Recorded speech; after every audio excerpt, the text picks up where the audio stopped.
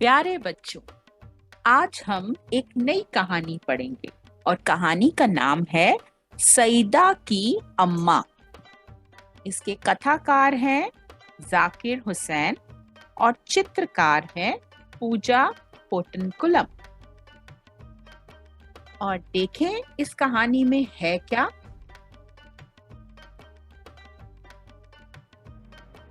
आओ पढ़ें।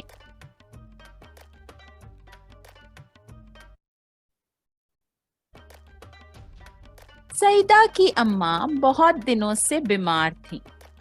बुखार, खांसी, कभी हाथ पांव में दर्द, कभी पेट में, कभी पीठ में। बहुत दिनों तक हकीमों का इलाज होता रहा। किसी न किसी चीज से तो फायदा जरूर होता था, लेकिन बीमारी का सिलसिला था कि चलता ही जाता था। कमजोरी बहुत हो गई थी। गर्मी भी अच्छी खासी थी, लेकिन जिस हकीम का इलाज चल रहा था वे हवा से बहुत डरते थे।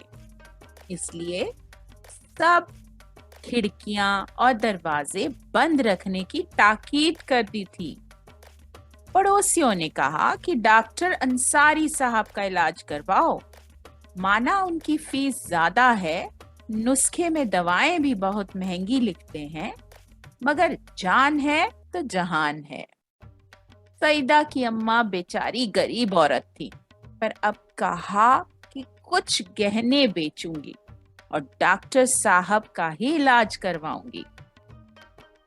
डॉक्टर साहब कई दिन के इंतजार के बाद आए। कोई आधा घंटे तक हाल सुना, देखा, भाला और नुस्खा लिखा। सईदा की खाला ने पूछा, और डॉक्टर साहब, खाने में क्या देना है? डॉक्टर साहब ने कहा, जो उनका जी चाहे खिलाओ। फुल्का, शोरबा, दूध, अनार का अर्क, अंगूर का अर्क, वगैरह वगैरह। अपनी खाला के पास बैठी सईदा सब सुन रही थी। और इन्हें इस कोठरी में ना कैद करें, ये ठीक नहीं है। इन्हें बड़े कमरे में रखें, खिड़कियां सब खुली रहें और 8 बजे से 9 बजे तक इन्हें बाहर धूप में तकिए की टेक देकर बिठाया कीजिए। ये दवा से ज्यादा जरूरी है। अड़ोस पड़ोस की न जाने कितनी बूढ़ियां हर वक्त जमा रहती थी। कोई कहती ये मुए डॉक्टर क्या जाने, हवा में बैठने को कह गए हैं।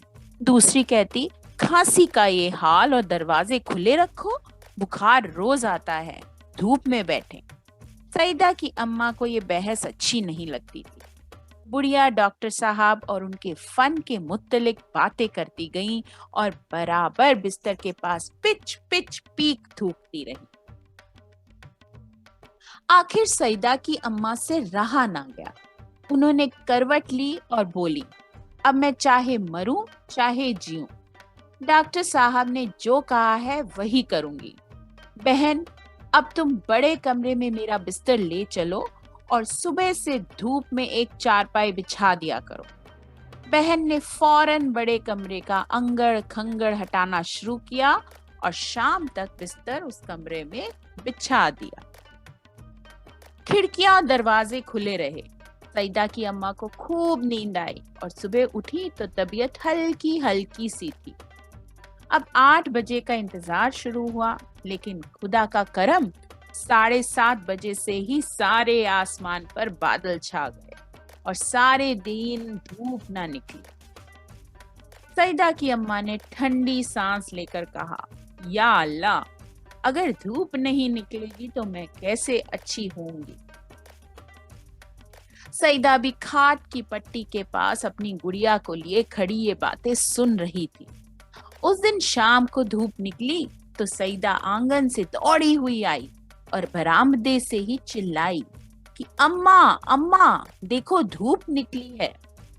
सबको बड़ी हैरत हुई कि देखो, जरा सी बच्ची और इतना ध्यान, मगर उन्होंने चारपाई ना निकाली। सईदा फिर आंगन में खेलने लगी, लेकिन थोड़ी देर अपनी गुड़िया वहीं जमीन पर डालकर मिट्टी पर ही लेट गई। सूरज डूबने का वक्त आ गया था। सामने वाले आम के पेड़ की चोटी पर सूरज की किरणें खिल रही थी। सईदा की नजर उसी छोटी पर जमी थी। एक जुबान है जिसे बड़े ना सुनते हैं ना समझते हैं, लेकिन बच्चे उसे खूब जानते हैं। और आपस में ये पेड़ों, फूलों, जानवरों, सूरज, चांद और तारों, बल्कि कोई कोई तो कहता है कि अल्लाह मियाँ तक ये बातें कर लेते हैं। उसी जुबान में सईदा ने सूरज की उस किरण से कहा जो सबसे आखिर तक आम की चोटी पर खेलती रही। बातें की कि बहन, कल सुबह जरूर आना। अम्मा के लिए धूप कर देना, नहीं तो अम्मा कैसे अच्छी होंगी। उस किरण ने सईदा से वादा कर लिया, मैं जरूर आऊंगी, उदास मत हो। दूसरे दिन जब सूरज की किरणों ने दुनिया में आने के लिए बनना संवरना शुरू किया, तो सूरज ने कहा, चलो आज भी छुट्टी हुई। दुनिया का रास्ता बादलों की फौज ने बंद कर रखा है।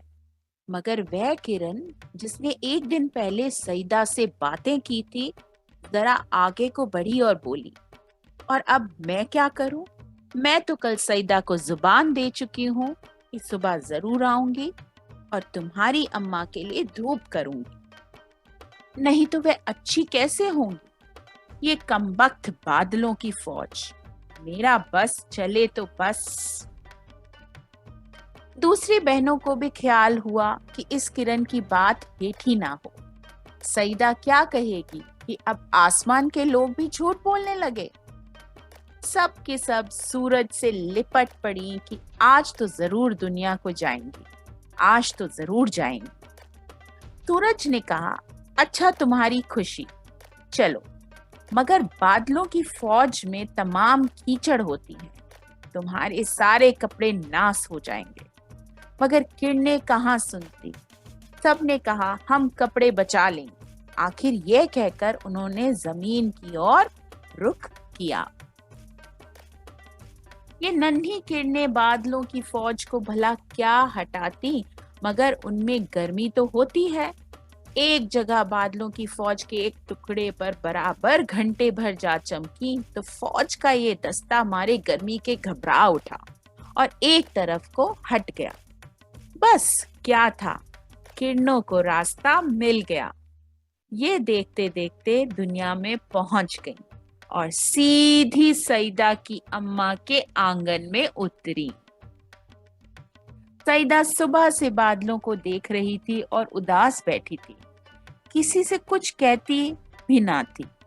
अब जो किरणों की सवारी पहुंची तो उसका चेहरा बाग बाग हो गया और वो फिर चिल्लाई, अम्मा अम्मा देखो, धूप निकली।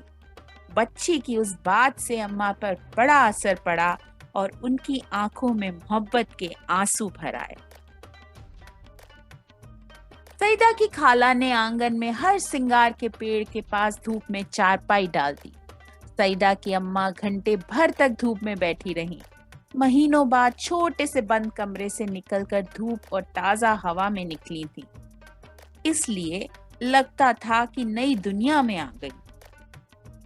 चेहरा पीला था लेकिन इतना उदास ना था।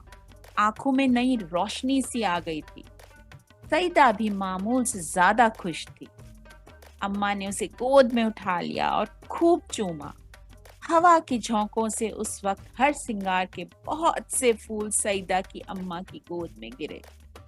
दीवार पर चिड़िया ने खुशी का गीत गाया। उसी दिन से सईदा की अम्मा की तबीयत अच्छी होने लगी और अब वह अच्छी भली चंगी हैं। तो मेरे प्यारे बच्चों, आपको ये कहानी कैसी लगी और अच्छी लगी है तो आपने ये कहानी अपने दोस्तों के साथ शेयर करनी है और लाइक करनी है।